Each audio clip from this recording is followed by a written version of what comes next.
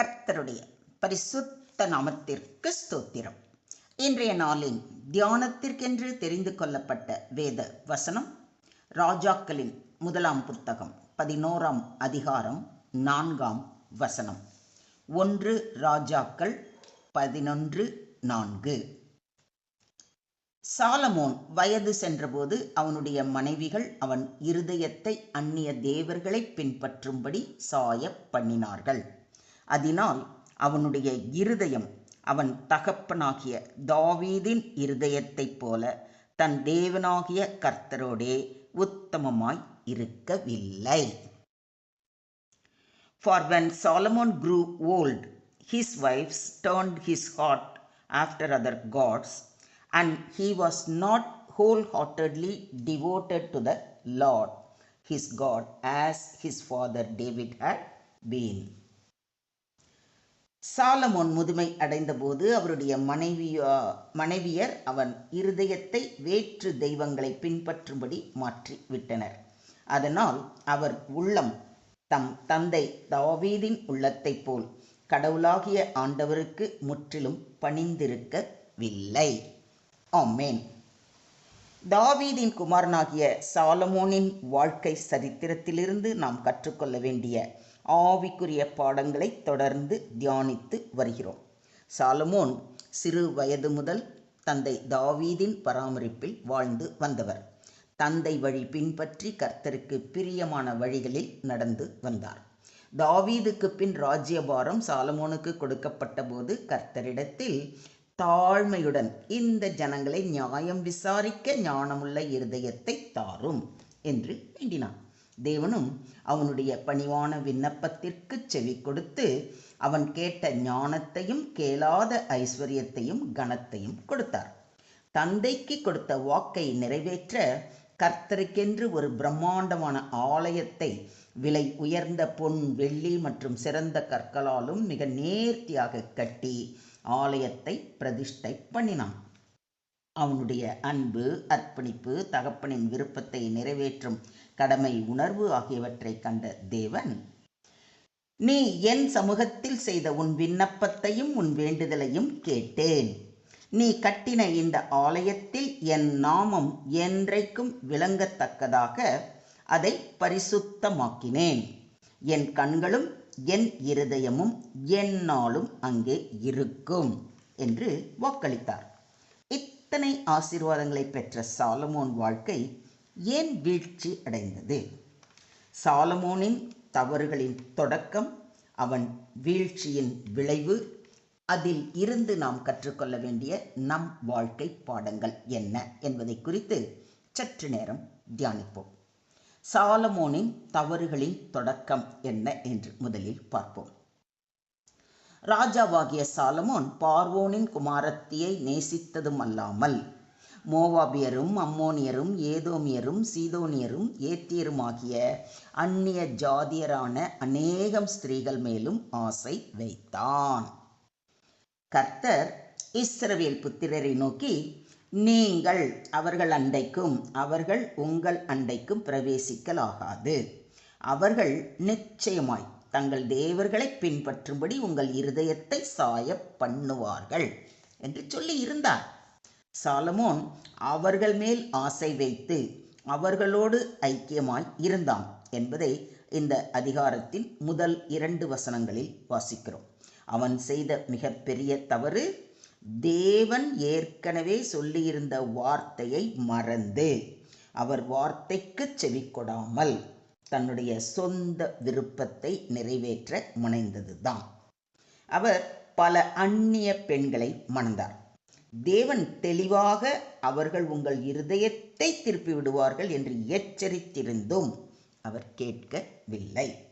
Solomon எகிப்தின் ராஜாவாகிய பார்வோனோடே சம்பந்தம் கலந்து பார்வோனின் குமாரத்தியை விவாகம் பண்ணி தன்னுடைய அரமனையையும் கர்த்தருடைய ஆலயத்தையும் எருசலேமின் சுற்று மதிலையும் கட்டி தீரு மட்டும் அவன் அவளை தாவீதின் நகரத்தில் கொண்டு வந்து வைத்தான். இது தேவனின் மீது அவனுக்கிருந்த நம்பிக்கையை குறைத்தது. இது அவன் தவறுகளின் அடுத்த படி. சாலமோன் நேரடியாக விக்கிரக ஆராதனை செய்யவில்லை. ஆனால் அந்நிய பெண்களுக்கு இடம் கொடுத்து அவர்கள் தேவாராதனையை அனுமதித்தார். இது பின்னர் அவரையும் கவர்ந்தது. சாலமோன் தன் தகப்பனாகிய தாவீதைப் போல கர்த்தரை பூரணமாய் பின்பற்றாமல் கர்த்தரின் பார்வைக்கு பொல்லாப்பானதை செய்தான். இது கர்த்தரின் மனதை வேதனைப்பட வைத்தது. இதனால் அவன் அரசியல் மற்றும் சமூக விளைவுகளை சந்திக்க நேர்ந்தது. ஆகையால் கர்த்தர் சாலமோனை நோக்கி, நான் உனக்கு கட்டளையிட்ட என் உடன்படிக்கையையும் என் கட்டளைகளையும் நீ கைக்கொள்ளாமற் போய் இந்த காரியத்தை செய்தபடியினால் ராஜ்யபாரத்தை உன்னிடத்திலிருந்து பிடுங்கி அதை உன் ஊழியக்காரனுக்கு கொடுப்பேன் என்றார். இது அரசியல் விளைவு. கர்த்தர் ஏதோமியனாகிய ஆதாத் என்னும் ஒரு விரோதியை சாலமோனுக்கு எழுப்பினார். இவன் ஏதோமில் இருந்த ராஜகுலமானவன். கர்த்தர் சாலமோனுக்கு எதிரிகளை கிளப்பினார். சமாதானத்தின் ராஜ்யம் இருந்த இடத்தில் சண்டைகள் தோன்றின. இது சமூக விளைவு. சாலமோனின் தவறுகளால் அவன் மட்டும் பாதிக்கப்படாமல் அவன் சந்ததி ராஜ்யத்தை இழந்தது. அவனுடைய ஜனங்கள் எதிரிகளால் முற்றுகையிடப்பட்டு உயிர் சேதமும் பொருட்சேதமும் அடைந்தார்கள். மொத்தத்தில் சாலமோன் வாழ்வில் இருந்து, குறிப்பாக அவனுடைய வீழ்ச்சியிலிருந்து நாம் கற்றுக்கொள்ள வேண்டிய பாடங்கள்: சிறிய சமரசம் பெரிய வீழ்ச்சிக்கு வழி வகுக்கும். சாலமோன் நேரடியாக தேவனை மறுத்தது இல்லை. ஆனால் அவர் அனுமதித்த சிறிய விஷயங்கள், அதாவது அந்நிய பெண்கள், அவர்களின் மத வழிபாடு பெரிய வீழ்ச்சியை ஏற்படுத்தின. ஆவிக்குரிய வாழ்வில் சிறு குறைகளையும் எச்சரிக்கையாக கவனிக்க வேண்டும். முதிர்ந்த வயதிலும் கவனமாக இருக்க வேண்டும். சாலமோன் தனது முதிர்ந்த வயதில் தவறினார் என்று இன்றைய தியான வசனம் மிக தெளிவாக குறிப்பிடுகிறது. ஆவிக்குரிய விழிப்புணர்வு வாழ்நாள் முழுவதும் தேவை. தன்னை நிற்கிறவன் என்று எண்ணுகிறவன் விழாதபடிக்கு எச்சரிக்கையாய் இருக்க கடவன் என்று பவுலடிகளாரும் எச்சரிப்பதை 1 கொரிந்தியர் 10:12 வாசிக்கிறோம். ஆகையால் நாம் கேட்டவைகளை விட்டு விலகாதபடிக்கு அவைகளை மிகுந்த ஜாக்கிரதையாய் கவனிக்க வேண்டும். நம் இதயமே முக்கியம். சாலமோனின் இருதயம் முழுமையாக கர்த்தரை சார்ந்திருக்கவில்லை.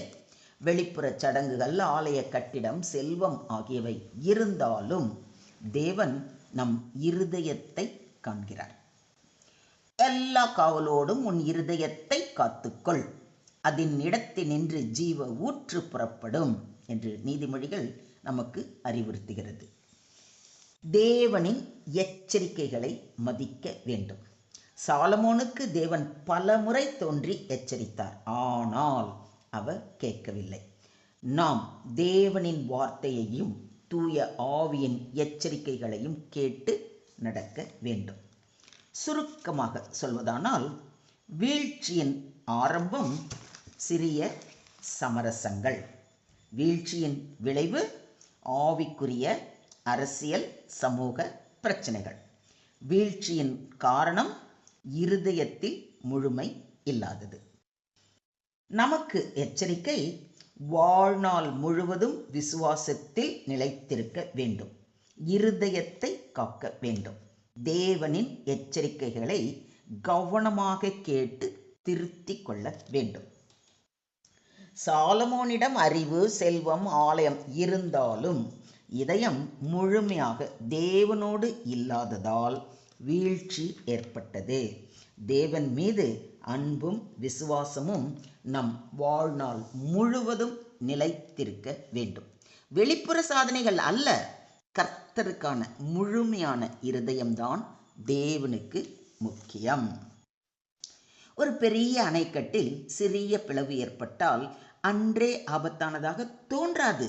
ஆனால் அதை கவனிக்காமல் விட்டால் அந்த சிறிய பிளவு நாளடைவில் பெரிதாகி முழு அணையும் உடைந்து பேரழிவை ஏற்படுத்தும். அதே போல சாலமோன் சிறிய சமரசம் என்று நினைத்த அந்நிய திருமணம் பின்னர் அவனுடைய இருதயத்தையே தேவனிடமிருந்து திருப்பி விட்டது. சிறு நெருப்பு ஒரு காட்டையை எரித்து அழித்துவிடும். சாலமோன் ஆரம்பத்தில் அந்நிய பெண்களின் விக்கிரக ஆராதனையை சரி, அவர்களுக்கு தங்களுடைய சுதந்திரம் இருக்கட்டும் என்று நினைத்தார். ஆனால் அந்த சிறிய அனுமதி முழு இஸ்ரவேல் ஜனத்தையும் விக்கிரக வழியில் தள்ளியது. ஒரு பெரிய கப்பலை கூட ஒரு சிறிய சக்கரம்தான் திசை மாற்றுகிறது. சிறிது விலகினாலே கப்பல் தனது இலக்கை எட்டாது. சாலமோனின் இதயம் சிறிது விலகியது. ஆனால் அந்த சிறிய விலகல் அவனுடைய முழு வாழ்க்கையையும் சீரழித்தது. சிறிய பிளவு பெரிய அழிவு. ஸோ சமரசம் கவனிக்கப்பட வேண்டும். சிறிய நெருப்பு பெரிய காட்டுத்தீ.